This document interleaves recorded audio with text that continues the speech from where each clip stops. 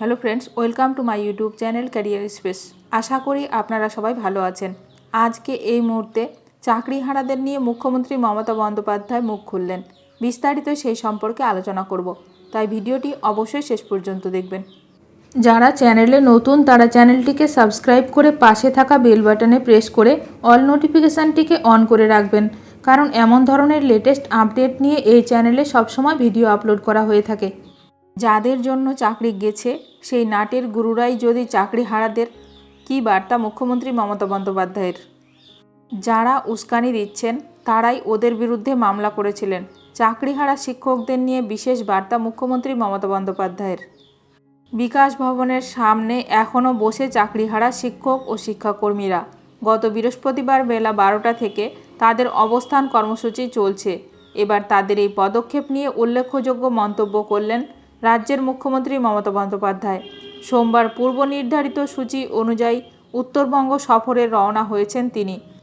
তার আগে আন্দোলনরত শিক্ষক এবং শিক্ষাকর্মীদের উদ্দেশ্যে দিলেন বিশেষ বার্তা।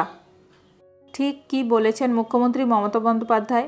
এদিন তিনি বলেন, ওদের প্রতি আমার যথেষ্ট সমবেদনা রয়েছে, থাকবেও। আমি মিটিং করে বলেছিলাম আমরা রায় পুনর্বিবেচনার জন্য আবেদন করব। আমাদের আইন মেনে চলতে হয়, একটা বাধ্যবাধকতা থাকে, এটা সবাইকে বুঝতে হবে। আমাদের তরফে আদালতের রায় পুনর্বিবেচনার জন্য আবেদন করা হয়েছে। তা যদি গ্রাহ্য হয় ভালো, আমি চাইব ওদের চাকরি থাকুক। তবে আদালত কোনো সিদ্ধান্ত নিলে আমি বলতে পারি না তা মানব না, কারণ তা মানতে আমরা বাধ্য। এরপরে ইঙ্গিতপূর্ণ মন্তব্য করেন মুখ্যমন্ত্রী মমতা বন্দ্যোপাধ্যায়।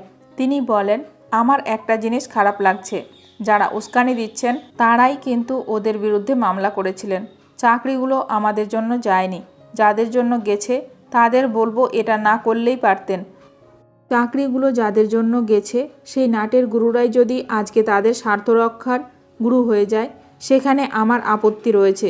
আন্দোলনকারীদের রাজ্য সরকারকে বিশ্বাস করা উচিত ছিল বলেও জানান রাজ্যের প্রশাসনিক প্রধান। তিনি বলেন, আমি নিজে ওদের সঙ্গে বৈঠক করেছি। শিক্ষকদের থেকে আমরা ন্যূনতম সৌজন্য প্রত্যাশা করি।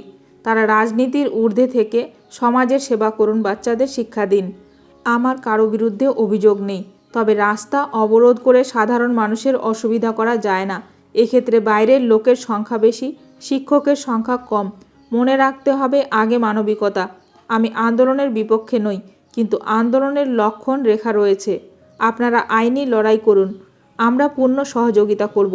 আমরা এখনও আইনি লড়াই লড়ছি, তবে কোনো রাজনৈতিক দল যদি ভাবে জল ঘোলা করবে, সেক্ষেত্রে আমার প্রশ্ন থাকবে, আপনারাই তো আদালতে গিয়েছিলেন। শিক্ষক নিয়োগ সংক্রান্ত সমস্ত রকমের আপডেট সবার প্রথমে পেতে এখনই আমার চ্যানেলটি সাবস্ক্রাইব করে রাখুন। ভিডিওটি ভালো লাগলে অবশ্যই লাইক করবেন। আজকের ভিডিওটি এখানেই শেষ করলাম। নতুন কোনো আপডেট নিয়ে দেখা হবে নেক্সট ভিডিওতে।